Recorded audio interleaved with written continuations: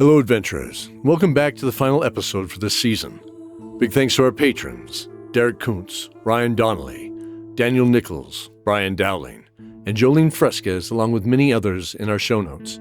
I wanted to announce that you can now order my first book, Children of the Forge, at read.goodhamproductions.com. This book follows and enhances this story and allows you to discover more of what's actually happening behind the veil. It also starts to show the ties between our world and our sister world in the Chronicles of Eredal by Daniel Nichols. While you're there, take a moment to join the monthly newsletter at goodhamproductions.com. And if you have joined up, stay tuned after the credits for an encrypted clue of what to expect in Season 7. Remember, only members of the newsletter will find out how to decode this message from Una herself, seen into the future. Last episode, we discovered more of Ash de la Rosa's dark past and how she is bound to Una. Also the reason she is obsessed with helping Zoran.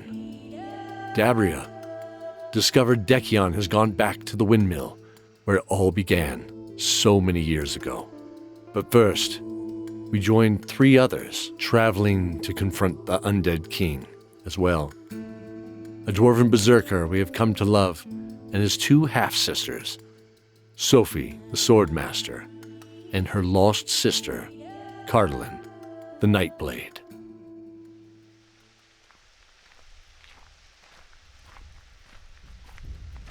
Dawn of Dragons, Season 6, Episode 9, The Windmill's Daughter. And so that's what I found out. The 2 reunited sisters walked side by side in the thick fog of the afternoon forest. The sky beyond the tall aspen and pine trees was overcast and set a hazy gloom over the dirt road as they walked. They were so alike and yet so different, SKOTMIR thought. One was shrouded in the night, black-haired with shimmering blue lights for eyes. The deadlights, some might say. The blackened chain and plate armor she favored clung to her body in taut, papery skin. No matter how she moved, it was clear this was the skin of the dead. The other's hair was the color of the summer sun. Red blood of life flowed beneath her skin. Her chain and plate armor was a deep steel color, oiled and cared for. Both of the warriors carried similar longswords at rest, strapped to their back instead of the usual side they would draw from in battle. They were traveling with a tense but not uncomfortable peace between them. SKOTMIR plodded a few paces back, allowing the siblings to talk. Half-dwarves. Makes sense why we are so stubborn. And good looking. I guess. I was probably 17, maybe 18 years old when I met Squib. She was powerful, strong, and, I thought, a good ally in a fight. She and about 8 orc warriors had captured 3 bandits outside Sierra and were getting ready to dispatch justice. Something about them insulting her in the tavern the night before, not knowing who she was. Well, let's just say they were very surprised to find out she was the warrior queen of an orc tribe. Well, one of them was my bounty. Needed the money to send back to you, Sophie. You left me, Caldron. I hated you for so long. I did. I left with him, with Lord Palace. But that was after he promised to give you that money. He promised me more money too, Sophie. He promised me that you and I could escape our town. Why? Why would I want to escape? I only wanted to escape you most of the time. Well, I guess I gave you what you wanted. I didn't mean that. I really missed you. And I you. Even if you snore a bit. Yeah, she does. Rude. So, old Angry Pants Palace never brought you the money, I guess.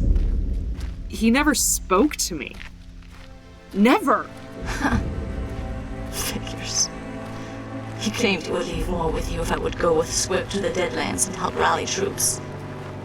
I did that, and I was such a fool. What makes you say that? I never saw through it. But what you just said makes so much sense. He told me that raiders from what was left of the Knights of the Glen had destroyed our hometown, that they set fire to everything and killed you, my baby sister. I believed it. I mean, where had the Knights been?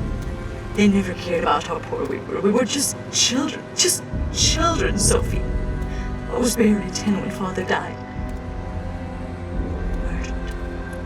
Was killed by him. My savior. So, you believe me? The two sisters looked at each other in the heavy mist that trailed with them as they left the tall trees and continued westward towards the coast. Sophie noticed that to the north, a few miles past the heavy dark chain of Cardlin's armor, she could make out the familiar pairing of hills leading to what was left of their hometown. Look. Alanak Khan. Yes. Yes, it is. I believe you, Sophie. It makes too much sense not to. I want nothing more than to take vengeance on what he did to us, separating us. But first... DEKKION. Yes. We must stop DEKKION.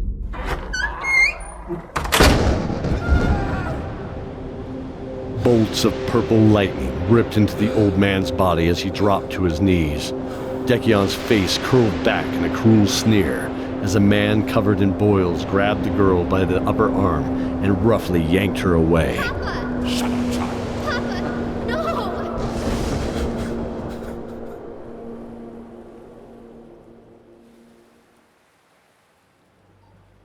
The figures in her memory disappeared, leaving only the cliffside overlooking the surf below. Empty. Dabria. Her heart ached at the memory, only to be replaced by another one. A knife of regret and loss twisting in her chest as she turned. Cardelin. Am I still your sunbeam? Taking a few shaky steps, she threw her arms around her. Always. Ever since you pulled me out of that oubliette so long ago in Enrook. And now, you are here with me now. We are here with you now. Sophie? SKOTMIR? We won't let you be alone. Dabria pulled back and smiled. Wiping a tear from her golden eyes, she bit her lower lip gently. She was fearless, but this was different. She was facing her past, a monster that had destroyed her very soul to the point that she had forgotten about it. A wound that she hadn't and couldn't face in so long she'd forgotten who she had been before that. She turned back to Cardelin and placed her hand on her cheek. She sobbed softly, as she wanted so badly to feel the warmth of her cheek in the palm of her hand. But I need to walk this alone. You never have to walk alone. We are your friends, and we will stand by you as you face this. We are more than that. We are your family. Yeah. Hey, scoot over. Let me get in on that hug.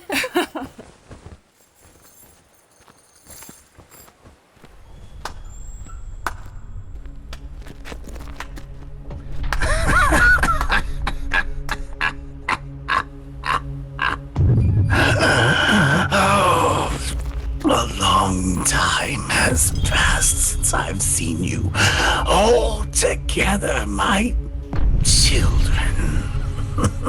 I see you've found some prisoners. Good. Come, witness my greatest moment. Stand by me as I end death for for all of you, and welcome a new age. The voice came from behind a dead tree in the forgotten field that once grew grain. Grain that ZANE remembered in the sacks of flour back home. A tall, gaunt man stepped out from the formless shadows, his eyes sunken in his head, drawn away from his papery skin. The hood of his black robes coiled behind him like a snake, and his lip curled back in a familiar, broken smile. A cruel smile. No, DEKKION. We've come here to end this.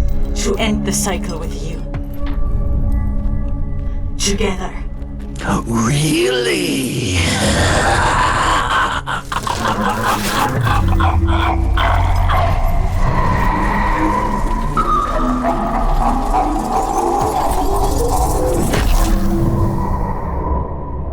DEKKION cackled madly as his form expanded outward and upward, a giant wraith that matched the ancient creaking windmill behind him. The sky began to darken as it blanketed clouds rippled in the sky. A storm was brewing. The form seemed to fade from where his waist would have been, as though projected from somewhere. Now appearing as a floating image in the slow rain that began to fall. Reaching down into the emptiness, he pulled up an old man, a familiar old man with icy blue eyes. Please, you know who you are. My daughter. Oh, and what is she? What could she be?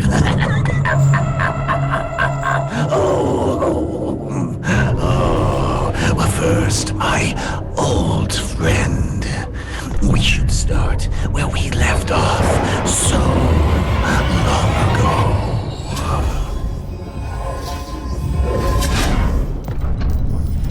The spirit faded into a beam of mist. Two figures now stood at the same place, returned to a normal size. DEKKION stood glowering over the weakened old man at the edge of the cliffside, throttling him with a singular hand. He threatened to cast him over the side, plunging to the crashing surf and blackened rocks far below. Say it. Never, my dark shadow. I will never. Say it!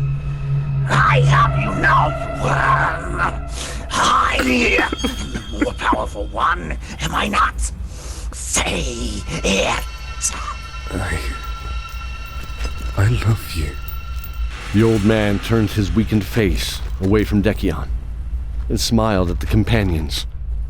DEKKION grew confused, not understanding who this ancient adversary was looking at.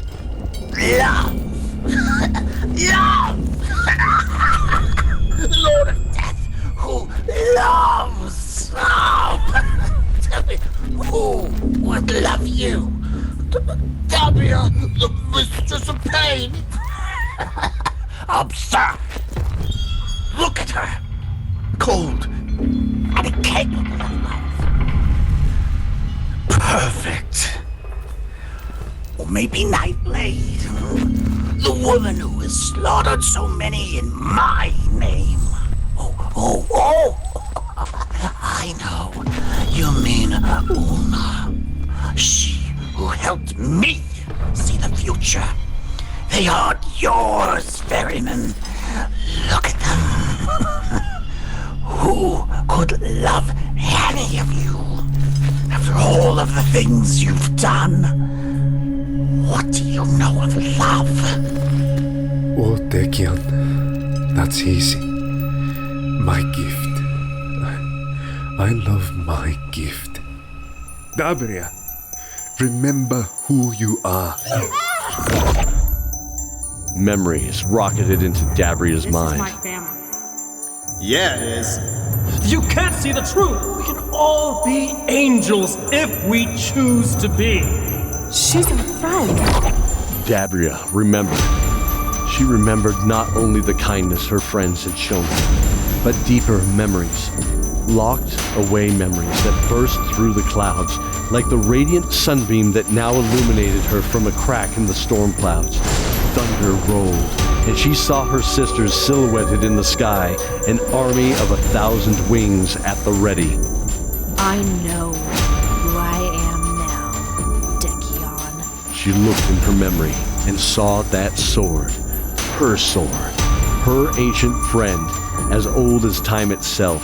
She gripped the hilt and could smell the oiled steel of the holy blade as her hand found its familiar grip. Yeah! Flames ignited in her golden eyes as she drew the flaming sword of her memory. She stood majestically against the gray sky, radiant and glowing with a power beyond this world. She was now who she had always been. There you are, my daughter. You've come home.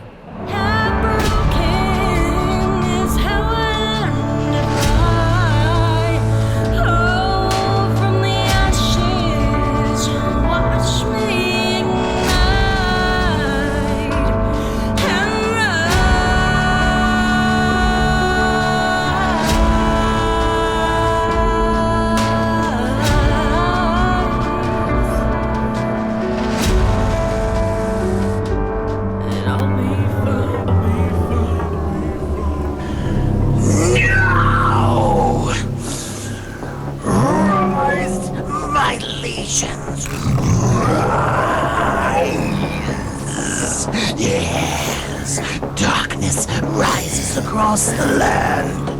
Feel the icy fingers of death compel you. Yes, my blessed dark legions. You shall feast on the corpses of the living vessels before you. Come now, come.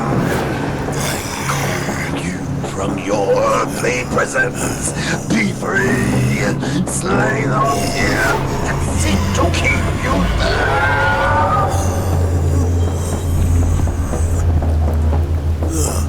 The ground ripped open as clawed skeletal hands raked the earth above them.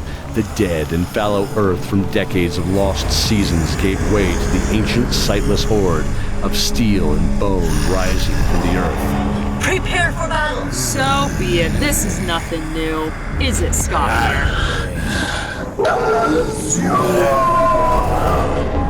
Hear my call and rule the skies once more! AZURE? What the? Oh man. Yeah, I guess nothing new. Let's go. Ugh! The sky ripped apart with lightning as a skeletal dragon cut blue-white fire through the far-off clouds, descending to the dead fields. Fields where hundreds of undead were rising from tilled graves, ancient graves. 2-5-10. Whoa! Got your legs, skelly boy. Deftly rolling under the blade, the dwarf lashed out and ripped off a skeletal warrior's leg. Yeah! In one swing, he shattered its heel across its own jaw, sending its body sprawling. Dabria, this way! With you. Yeah!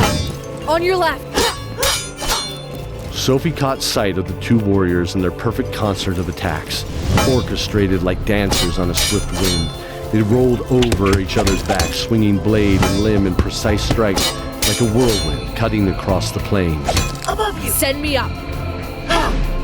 Dabria stepped into NIGHTBLADE's palms before being flung upward, her blade's flames blazing like a torch of pure sunlight. AZURE! The wind raced by her ears again, a reminder of her flight on the back of Ymir. The feeling of flying and falling was familiar then, but she couldn't place it. Now she smelled the crashing surf, mixed with the misty rain as it struck her wet cheeks. Then she remembered.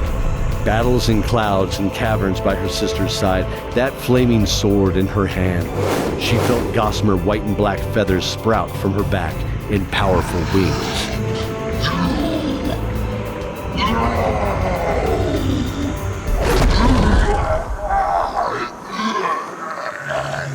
Dabria's body ignited in white-hot fire as she passed through AZURE's rotting body, leaving a huge hole in his massive chest.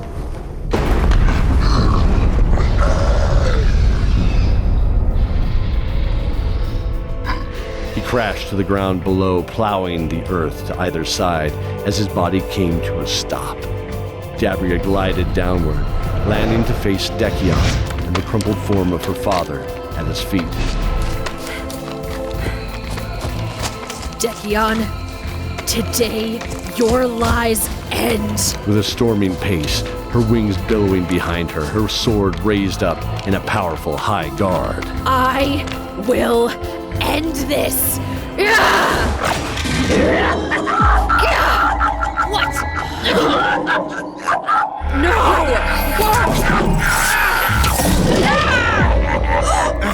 No! Chains made of unearthly black smoke erupted from the ground, restraining the companions. The smell of sulfur and burning coal seared their nostrils, but despite all that, they were colder than ice and frozen to the bone. You fools didn't think it would be that easy, did you? Come now, ferryman.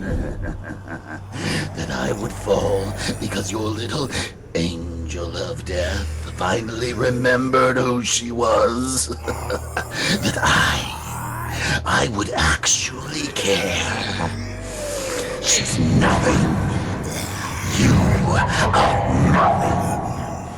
Oh, Dabria, your new wings really are so useless and anchored to the ground, aren't they, my pets? No, you...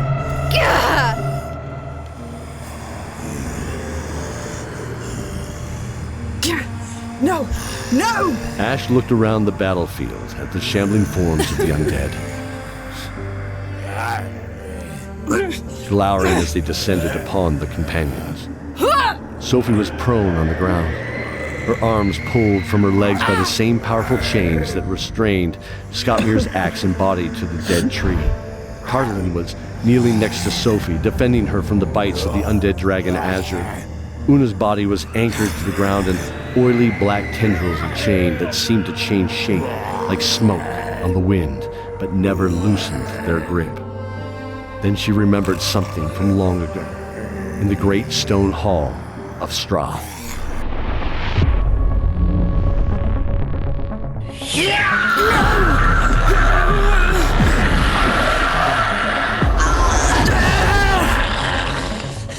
Did you really believe that I would share this next era with you, Ash? A means to an end. And that end is to power my staff. Nothing more. Ash remembered the battle with DEKKION so long ago, where she tapped into dark fey magic and split her own soul to join with Una's. She knew what she must do. Una, I could only give you a part of my magic and a sliver of my will, but I knew I needed to save my prince. Please remember me to him. Ash's misty form stepped out of Una's body to stand next to her. Goodbye, my little Una. I leave you with what I can, but you don't need me anymore. Turning her head, Una could see the transparent shade of the woman smile gently before facing the battle. Walking forward, she remembers.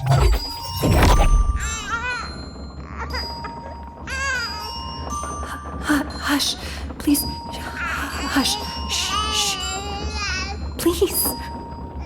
Keep that baby quiet, or I will. It would be the last thing you ever thought of doing, Mortis. Leave if the child is too powerful for your weak sensibilities. You, go. Hand me the child. The wide-eyed servant girl trembled as she carefully handed over the swaddled baby boy. Shh. Hush, my boy. My little prince.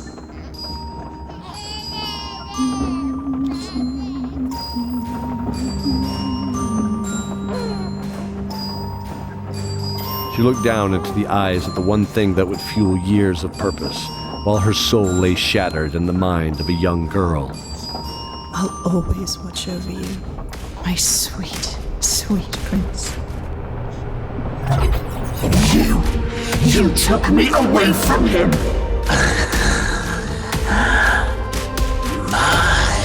My Ash.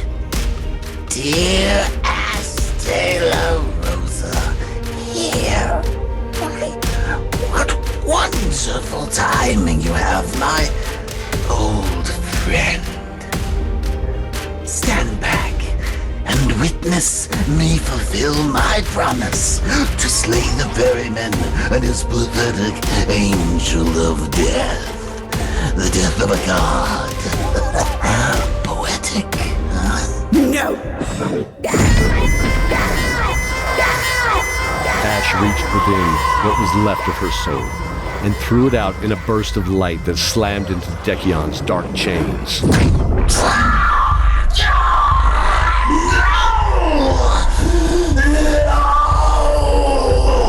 Dabria's wings now free of their mooring, she wasted no time, finishing the arc of her sword.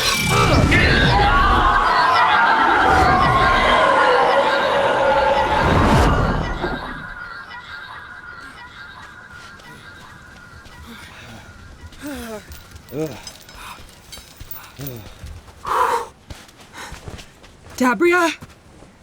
Dabria! Dabria!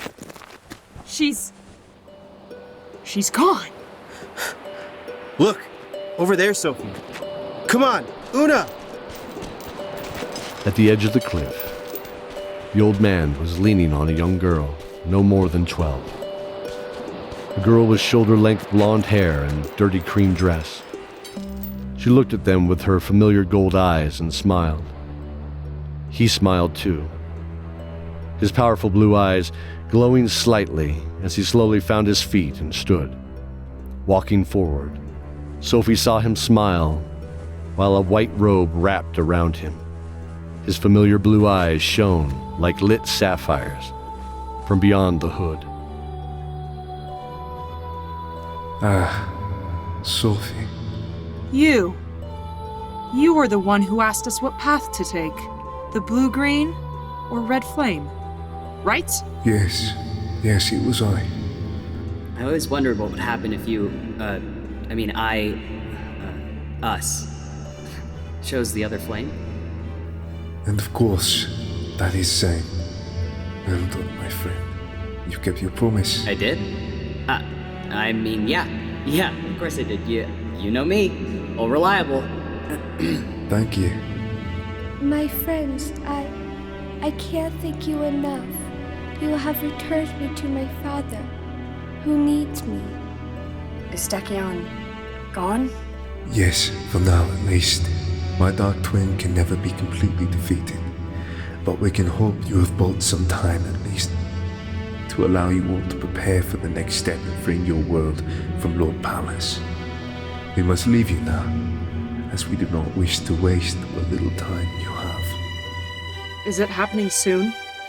Yes, it is already in motion, Sophie. Oh, Una. The young Dabria looked as she had so many years ago, when they first met, when she became her dark sister. Use this feather. The white and black feather reflected the light, showing a scene from the stream in Chikara in the Valley of the Dragon. Dabria smiled at her friend. It's dragon magic. You can call Kogiris to join you here. Father and I need someone to watch over the farm. So much can grow here and feed the world. Oh, and over there, a small green pokey thing would look lovely. Of course, dear sister, I would be honored. This is the life of peace I have always wanted. Good. Thank you, my sister. Father, is it time? Yes. Goodbye, and thank you again.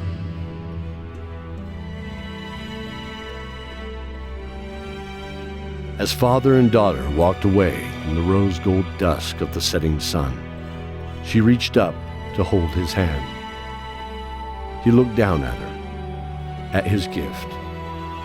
As they reached the cliffside, they continued out into the expanse high above the waves, smiling at each other. Behind them, 2 women appeared. One wore dark chainmail and plate armor, her long black hair framing a smooth, powerful face that pulled back in a smile at her sister, Sophie. The other had long dark braids under her black cloak. Unquestionable magical power behind her smiling eyes. No longer undead, their spirits free. They took a moment to wave before they too faded into the sea breeze above the surf.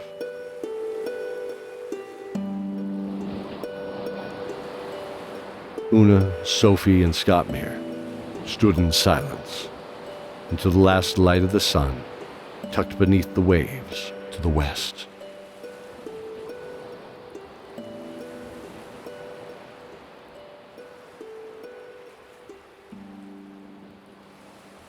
Well, guess we gotta go to the port.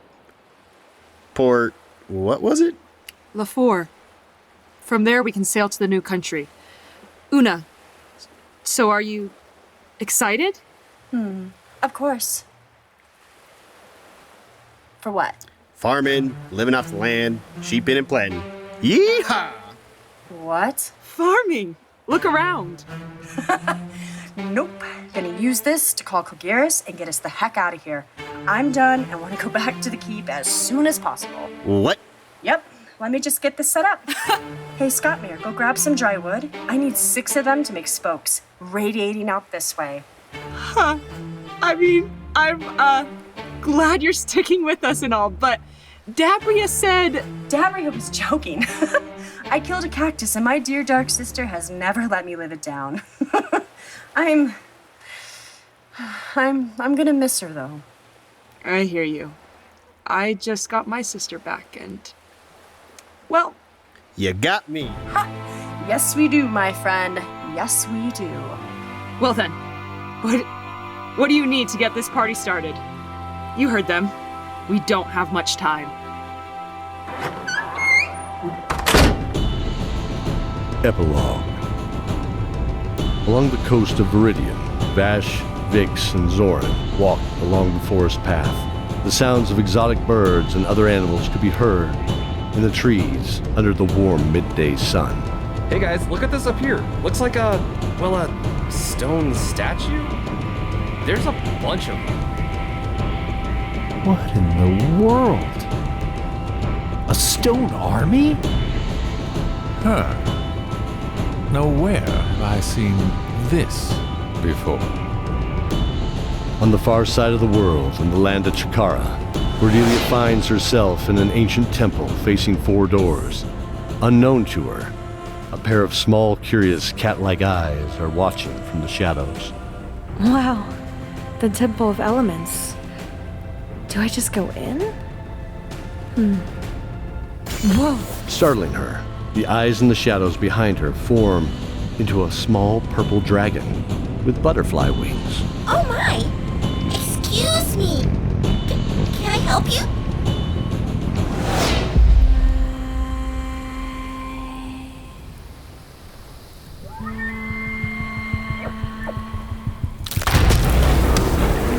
Far into the frozen north, the sound of frantic hooves races through the blanket of snow.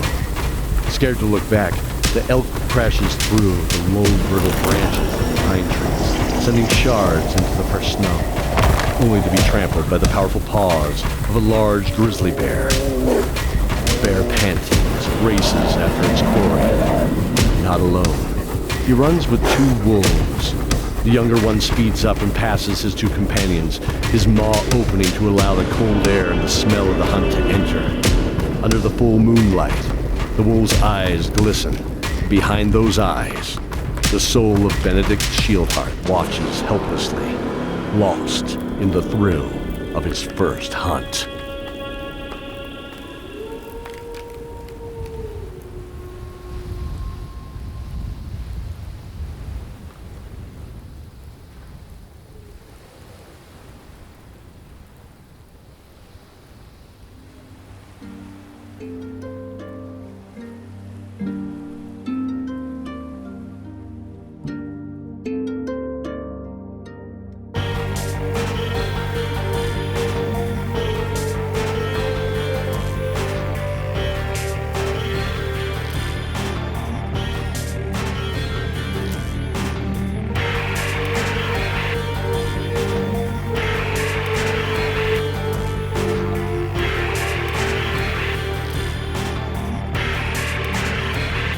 Appearing in this episode, Dabria, the Angel of Death, J.D. Rose.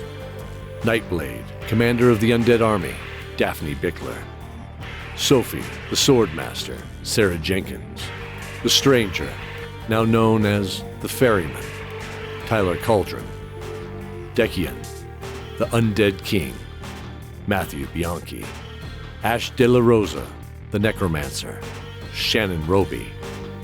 AZURE, the Undead Blue Dragon, Heath Martin.